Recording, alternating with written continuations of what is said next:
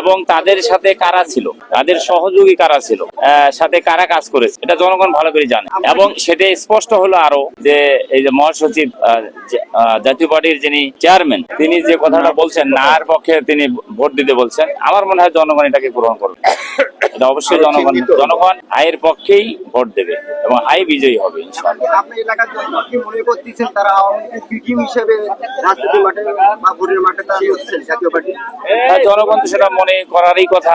জনগণ তো আগে থেকেই মনে করি, জনগণ তো স্পষ্ট বুঝেছে যে জাতীয় পার্টির সহযোগিতা নিয়েই ফ্যাসিবাদ কায়েম হয়েছে, জাতীয় পার্টির সহযোগিতা নিয়েই ভোট ছাড়া নির্বাচন হয়েছে, জাতীয় পার্টির সহযোগিতা নিয়েই সরকার গঠন। এজন্য জনগণের কাছে স্পষ্ট, এবং আমি মনে করি জনগণ তাদেরকে যেমন না বলবে, এবং ওই 12 তারিখের যে নির্বাচন ব্যালটের মাধ্যমে যেটা হবে, সেই ব্যালটও জনগণ তাদের বিপক্ষে রায় দেবে। জাতীয় পার্টির ভোট আপনার সুন্দরগঞ্জে যেহেতু জাতীয় পার্টির একসময় দুর্বল ছিল, এই জাতীয় পার্টির ভোটে আপনাদের কোনো প্রভাব পড়বে কিনা? আমি মনে করি না যে সেটা প্রভাব পড়বে, কারণ একসময় ছিল, এখন তো তাদের সেই অবস্থা আমি মনে করি নাই। এবং জনগণ, আমি 14 সালে ওখানে উপজেলা চেয়ারম্যান হয়েছিলাম, জাতীয় পার্টি সর্বসাকুল্যে 10,000-এর বেশি ভোট পায় নাই। এবং আমি মনে করি সামনে নির্বাচন তাই হবে, জনগণ দাঁড়িপাল্লার পক্ষে আছে এবং তারা জনগণ দাঁড়িপাল্লার পক্ষে।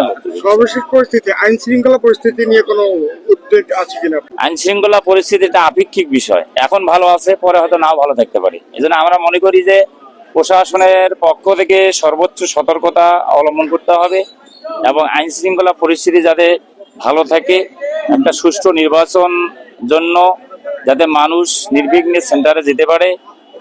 আমি বলবো যে গাইবান্ধার সম্মানিত জেলা প্রশাসক সহ সম্মানিত আমাদের জেলা রিটার্নিং অফিসার এবং ডিসি মহোদয়, আমি অনুরোধ করব যাতে একটি সুষ্ঠু নির্বাচন এই গাইবান্ধায় অনুষ্ঠিত হয় এবং জনগণ যাতে নির্বিঘ্নে ভোট দিতে পারে। বিশেষ করে আমি আমার সুন্দরবন আসন, আমি বলবো যে সেখানকার ইউনো মহোদয় যিনি আছেন এবং ওসি সাহেব আছেন, আমি তাদের কাছে আশা করব এবং জনগণের প্রত্যাশা হলো যে একটা সুষ্ঠু পরিবেশ নিশ্চিত করা।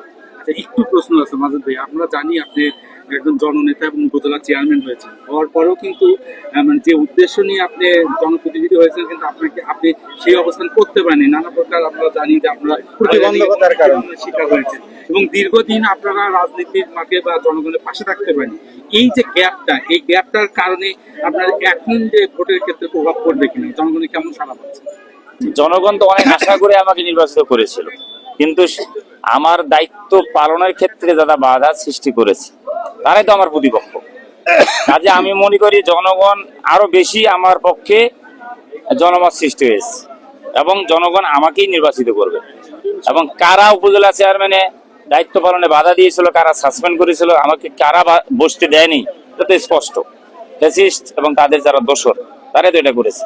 আজকে যদি তারা নির্বাচনে আসে, জনগণ তাদেরকে অবশ্যই প্রত্যাখ্যান করবে। এবং গণভোটে যে আপনার ওখানে যে প্রতিদ্বন্দ্বী আছে জাতীয় পার্টির মহাসচিব, তিনি স্পষ্টভাবে গণভোটে নার পক্ষে অবস্থান নিয়েছেন। এই ক্ষেত্রে আপনাদের গণভোটে আসলে কিসের পক্ষে অবস্থান এবং বিষয়টাকে আপনি কিভাবে দেখেন? আমরা যদি জুলাই আগস্ট যদি অভ্যুত্থান না হতো, বিপ্লব না হতো, তাহলে আজকে আমরা কথা তো বলতে পারতাম না। তাহলে সেটাকে তো আমাদের স্বীকার করতে হবে এবং সেটাকে তো আইনি ভিত্তি দিতে হবে। এজন্য আমরা হায়ের পক্ষে। এই জুলাই আগস্ট এটাকে যাতে আইনি ভিত্তি দেওয়া হয়, সেজন্যই তো হা ভোট এবং না ভোট, গণভোট। সেক্ষেত্রে যারা নায়ের পক্ষে যাবে, আমি মনে করি জনগণ তাদেরকে প্রত্যাখ্যান করবে, তাদের কথা জনগণ শুনবে না এবং জনগণ হায়ের পক্ষে থাকবে এবং আমরা হায়ের পক্ষে আছি। ধন্যবাদ।